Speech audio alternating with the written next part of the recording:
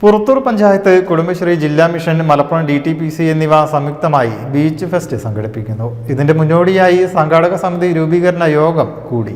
December 26 മുതൽ 29 വരെയായി പടിഞ്ഞാറേക്കര അഴിമുഖം tourism ബീച്ചിലാണ് പരിപാടി ഒരുക്കുക.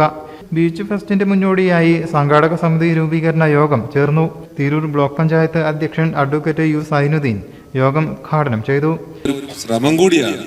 മാത്രമല്ല, നമ്മളുടെ സാധ്യതകൾ നേരത്തെ സൂചിപ്പിച്ചതുപോലെ ടൂറിസത്തിന്റെ സാധ്യത എന്ന് പറയുന്നത് ടൂറിസത്തിലൂടെ വളർന്നു വരുന്ന ഒരുപാട് ജീവിക്കാൻ ആവശ്യമായ സാഹചര്യം ഈ നാട്ടിലെ ജനങ്ങൾക്ക് ഉണ്ടാക്കുക എന്നതുകൂടി അതിന്റെ ഒരു ലക്ഷ്യമാണ്.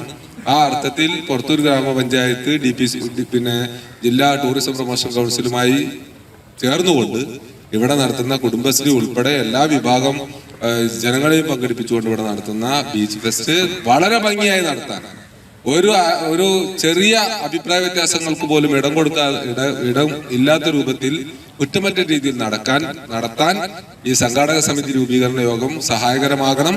അതിന് ഈ യോഗത്തിൽ പങ്കെടുത്ത മുഴുവൻ ആളുകളും തയ്യാറാവണം. നല്ല ഒറ്റ മനസ്സോടുകൂടി എല്ലാം മറന്നുകൊണ്ട് രാഷ്ട്രീയത്തിനും മതത്തിനും ജാതിക്കും മറ്റുള്ള എല്ലാ ചിന്തകൾക്കും അതീതമായി നമ്മുടെ നാടിന്റെ ഒരു ഉത്സവമാക്കി മാറ്റാൻ നിങ്ങൾ തയ്യാറാകണമെന്ന് മാത്രം സൂചിപ്പിച്ചുകൊണ്ട് ഈ ബീച്ച് ഫെസ്റ്റിന്റെ സംഘാടക സമിതി രൂപീകരണ യോഗം നിങ്ങളുടെ എല്ലാവരുടെയും അനുവാദത്തോടു കൂടി ഔപചാരികമായി ഉദ്ഘാടനം ചെയ്ത് അറിയിച്ചുകൊണ്ട് വാക്കുകൾ അവസാനിപ്പിക്കുന്നു. നന്ദി, നമസ്കാരം.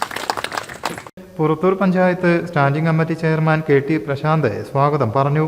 പഞ്ചായത്ത് പ്രസിഡന്റ് CO ശ്രീനിവാസൻ അധ്യക്ഷനായി.